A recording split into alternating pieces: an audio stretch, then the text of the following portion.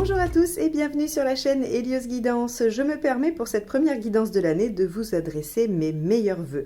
J'espère que cette année sera le théâtre de réalisations importantes pour vous et de belles réussites personnelles, professionnelles, artistiques, peu importe, qu'en tout cas elle verra apparaître des super projets pour vous. Nous allons voir ensemble cette première guidance du mois de janvier. Et pour ce faire, comme d'habitude, on va utiliser les cartes signes d'Alias Kay, le tarot de Marseille, uniquement les arcades majeures, le tarot du Corbeau et le tarot Illuminati. Je précise pour ceux qui sont intéressés par ma formation aux arcades majeures à l'endroit, j'ai un premier week-end qui se fait cette année le 26 et 27 février. Les inscriptions sont ouvertes. Vous pouvez m'envoyer un mail à l'adresse Les Guidances d'Hélio, mais je vais essayer de la mettre en lien ou en tout cas qui défile en même temps que ce que je suis en train de vous dire pour que vous puissiez m'écrire si besoin. Donc voilà, n'hésitez pas, je vous enverrai le programme complet, les conditions, les horaires. Si vous êtes intéressé, vous n'avez juste qu'à m'envoyer un petit mail. Évidemment, je remercie toujours mes abonnés, plus nombreux chaque mois. Donc merci infiniment de suivre la chaîne, de m'encourager par le biais de vos likes, de vos commentaires et surtout de vos abonnements. Donc si ce n'est pas encore fait, n'hésitez pas. Et je crois que j'ai fait le tour, donc on va aller directement voir votre guidance du mois de janvier. Les Gémeaux, janvier 2022.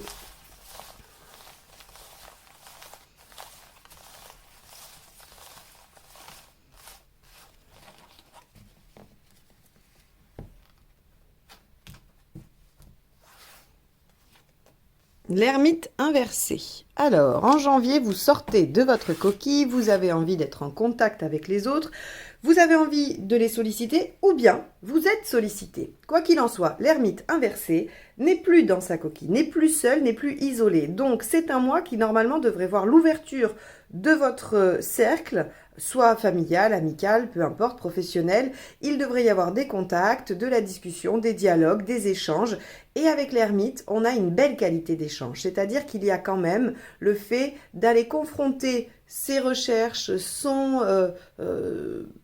ses recherches, ou en tout cas sa réflexion, c'était le mot que je cherchais, sa réflexion avec celle des autres pour progresser, pour avancer. Donc c'est une très belle démarche avec l'ermite. Et puis ceux qui sont éventuellement célibataires, il peut y avoir de la sollicitation où vous solliciterez. Hein. Et si vous êtes en recherche d'emploi également, vous pouvez solliciter ou on vous sollicite.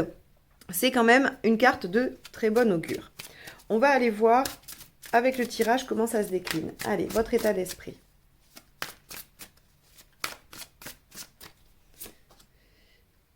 Ok, l'arcane 6, les amoureux. Donc effectivement, votre état d'esprit, c'est j'hésite peut-être un peu, mais j'ai envie de m'engager, j'ai envie de faire des choix, j'ai envie de trancher. Donc visiblement, il y a quand même une démarche assez active, hein, parce que l'arcane 6, dans l'état d'esprit, c'est j'ai envie de m'engager dans une voie, j'ai envie d'aller, de faire des choix, en tout cas d'aller dans une direction. Donc, il se pourrait que vous sollicitiez, vous discutiez par rapport à cette volonté d'aller de l'avant. Allez, qu'est-ce qui vous préoccupe? 10 de coupe. Et oui, ce qui vous préoccupe, c'est votre bien-être, votre épanouissement. Le 10 de coupe, c'est vraiment la carte qui va nous parler de j'aimerais avoir un environnement serein et épanouissant dans tous les plans de ma vie.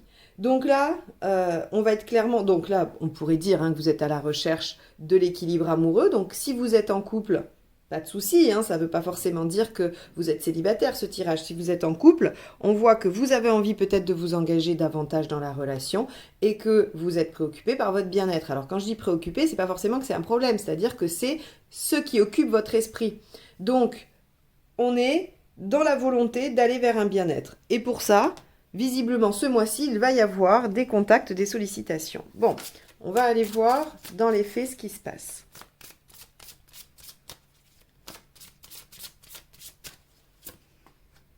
Le 11, la justice. Donc, c'est bien ce que je disais. Ici, je vous ai dit, vous avez envie de décider, de vous engager. Avec la justice, on voit qu'il y a des décisions qui sont prises. Soit vous prenez des décisions, soit on prend des décisions pour vous ou vous recevez des décisions. Vous avez peut-être fait des demandes, vous attendez, ou vous ferez des demandes en janvier et vous aurez des réponses. Justice ici, c'est favorable. Hein, les réponses devraient être favorables, devraient être dans votre sens et vous aider à avancer vers votre épanouissement. Mais ça, on va aller le confirmer plus loin. Avec la justice, si on n'est pas sur une décision qui vient de vous ou de quelqu'un d'autre, on est sur de l'organisation, de la mise en place, on met les choses en ordre avec la justice, hein, dans les faits. Donc voilà, on peut aussi être à l'écoute. On peut écouter, si par exemple c'est une problématique relationnelle, pardon, vous pourriez être décidé à écouter la version de l'autre et essayer de trouver un équilibre. Hein. On a tout ça avec la justice. Alors, qu'est-ce qui vous aide ? Le 3 de bâton, de vous projeter sur le long terme. Ok, donc pour aller vers votre bien-être et mettre de l'ordre dans votre vie ou trancher sur des situations, il faut que vous puissiez être en capacité de voir où vous voulez être dans 6 mois, 1 an, 10 ans, 20 ans. Le 3 de bâton, c'est vraiment le fait de se projeter. Vous voyez, hein, le corbeau est sur cette rive, il a des bâtons, il doit les traverser pour aller sur l'autre rive. Donc c'est, après, je regarde le futur, je regarde le lointain. C'est aussi la carte du voyage. Alors, je le dis parce que c'est une carte qui se déplace, qui voyage d'un endroit à un autre, donc ça peut concerner certains Gémeaux. Si vous souhaitez voyager sur le mois de janvier, visiblement, ou vous déplacer ou déménager pour aller vers une région qui vous convient, c'est possible, on pourrait vous accorder quelque chose. Alors une mutation, je ne sais pas moi, on pourrait vous accorder un prêt pour une maison et aller vivre là où vous voulez. Quoi qu'il en soit, on peut avoir cette dominante-là. Mais plus globalement, pour vous permettre de peut-être mieux l'adapter à votre situation, on a aussi la nécessité de se projeter à long terme pour avoir la finalité. C'est-à-dire, ok, on veut aller vers son bien-être, mais à quoi ressemble mon bien-être dans 6 mois, 1 an, 5 ans, 10 ans, 20 ans? Allez, qu'est-ce qui ne vous aide pas? Le 4, pardon, le 4 de bâton. Alors, ce qui ne vous aide pas, c'est de rester fixé. Alors, ok, on peut avoir une notion quand même de déplacement, hein, ou en tout cas de mouvement. Si on n'est pas dans du déplacement réel, hein, s'il n'y a pas de déménagement, s'il n'y a pas de mouvement concret, on a quand même cette notion qu'il faut bouger. Le fait de rester statique, ancré, de ne pas vous engager ou de ne pas solliciter ou de ne pas mettre de l'ordre ne vous aide pas. Le 4 de bâton, il y a quand même quelque chose qui s'ancre, qui est fixe, hein, c'est du 4. Donc même si en général c'est une carte très positive, hein, qui nous parle du fait de célébrer justement les engagements et tout ça, là elle est dans ce qui ne vous aide pas. Donc ce qui ne vous aide pas, c'est de rester sur vos précédents engagements ou en tout cas de rester sur des positions antérieures qui ne seraient plus en adéquation avec la réflexion que vous avez probablement menée avant de retourner l'ermite et qui n'est peut-être plus en adéquation avec les choix que vous souhaitez faire aujourd'hui. Donc ne restez pas arc-boutés sur vos positions, essayez de voir ce qui vous amènerait à ce que vous souhaitez en finalité pour pouvoir prendre des décisions tranchées ou organiser les choses pour aller vers votre épanouissement personnel et faire les choix qui vous vont bien. Allez, émotionnellement.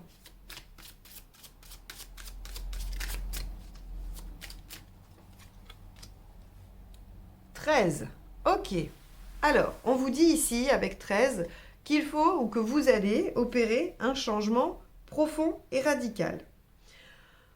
Évidemment, hein, on s'en doute un peu. Alors, on s'en doute un peu. Avec le 4 ici, je vous ai dit, voilà, il ne faut pas rester arc-bouté sur vos positions, il ne faut pas s'accrocher à ce qui a déjà été fait, parce qu'il faut s'engager dans une voie qui vous permet d'aller vers l'épanouissement. On voit qu'il y a peut-être des décisions à prendre ici, hein, si ce n'est des décisions, c'est mettre de l'ordre, avancer ou organiser.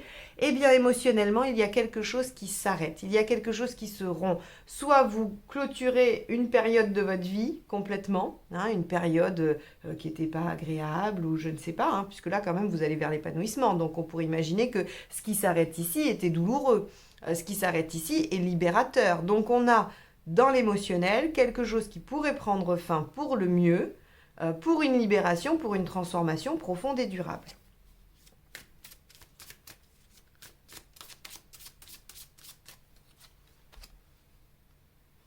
Roi de bâton dans le pragmatique et matériel. Alors là, c'est très bien parce qu'on nous dit que Il suffit que vous vous affirmiez pour que ça fonctionne. Le roi de bâton, il demande, il obtient. Voilà, tout simplement. Il est assez au clair avec tout. Ce qu'il demande, il sait que c'est justifié. Il n'est pas dans l'excès, il n'est pas dans l'exagération. Il demande juste ce dont il a besoin. Il s'impose avec autorité naturelle. Donc, sur le plan pratique, eh bien, a priori, si vous demandez ou si vous faites les démarches, et d'ailleurs, hein, je vous ai dit, vous pouvez solliciter ou vous serez sollicité si vous cherchez un emploi, si vous voulez un prêt, si vous voulez quelque chose comme ça. Hein, on avait de la sollicitation, je vous l'ai dit au début. Et bien là, c'est pareil avec le roi de bâton. Ça confirme juste que s'il vous manque des étapes pratiques, vous n'avez qu'à demander. Allez, où est-ce que vous en êtes globalement dans votre chemin de vie? Et ouais, 10 d'épée. Vous voyez, on en revient sur la même gamme que l'arcane 13. Il y a quelque chose de douloureux qui s'arrête pour laisser place à quelque chose probablement de beaucoup mieux. Le 10 d'épée est souvent mal... Enfin, pas mal interprété. Je ne dis pas que je détiens la connaissance parfaite de cette carte-là, mais en tout cas, moi, dans la vision que j'en ai, dans la connaissance que j'en ai, par rapport au travail de recherche que j'ai fait, c'est vraiment... le fait qu'on achève quelque chose, mais quand on achève, c'est que c'est déjà à l'agonie. Donc, il y a quelque chose de douloureux, de souffrant, de presque un boulet qu'on vient abandonner, qu'on vient lâcher pour une libération et revenir sur une nouvelle ouverture de vie.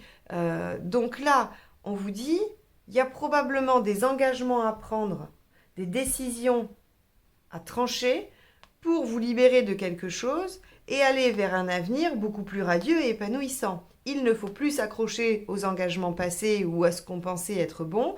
Il faut terminer des choses, changer radicalement, demander ce dont on a besoin et en finir avec une période douloureuse. Bon, vous en êtes où à la fin du mois? As d'épée, renouveau, ben voilà, c'est magnifique. Ok, bon. Le tirage est très beau.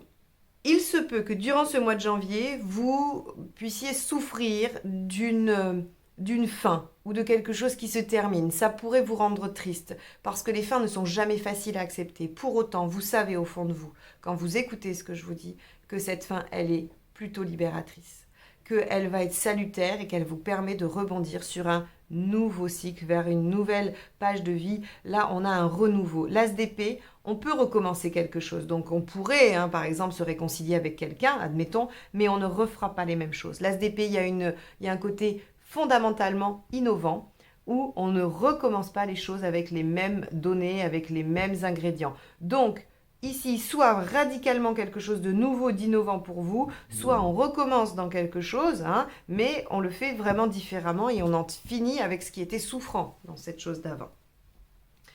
Bon, les Gémeaux, un mois de janvier déjà bien intense. On va aller voir la deuxième ligne de tarot pour voir les nuances ou les précisions.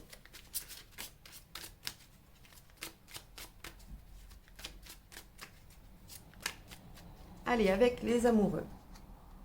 La force. Ok, 2 arcades majeures. Vous avez un état d'esprit très décidé, très conquérant, très courageux. Là, vraiment, il n'y a pas grand-chose qui va vous arrêter. D'ailleurs, avec ces 2 cartes-là, on voit bien, ce sont 2 cartes qui signent une détermination. Donc, je ne suis pas inquiète. Si vous souhaitez quelque chose au mois de janvier, les Gémeaux, vous l'aurez. Avec le 10 de coupe, on a l'empereur. Vous voulez un épanouissement durable, ancré. Vous voulez aller... Alors, bien évidemment, tout le monde veut ça. Mais, enfin, j'imagine. Mais là, vraiment, ce qui vous préoccupe, c'est d'aller vers un épanouissement durable.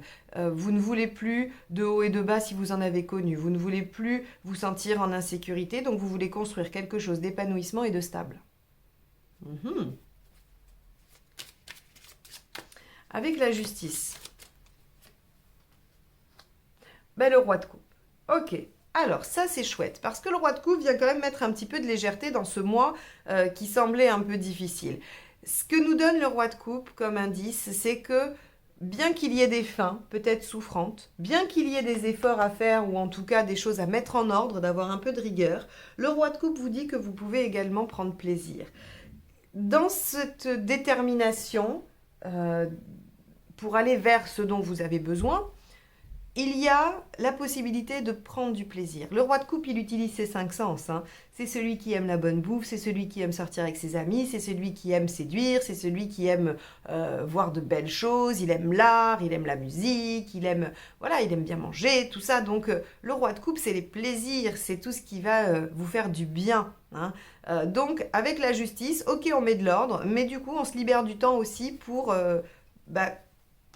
probablement utiliser cette ermite inversée, les contacts, le divertissement, voilà, on sort un peu de sa bulle. Allez, qu'est-ce qui vous aide avec le fait de vous projeter sur du long terme? L'as de Pentacle, de saisir l'opportunité. Il y a une opportunité sur ce mois de janvier. Alors, soit elle est apparue déjà fin décembre ou bien avant, je ne sais pas, mais en tout cas, il y a une opportunité, il y a quelque chose de prometteur qui se présente et il faut le saisir.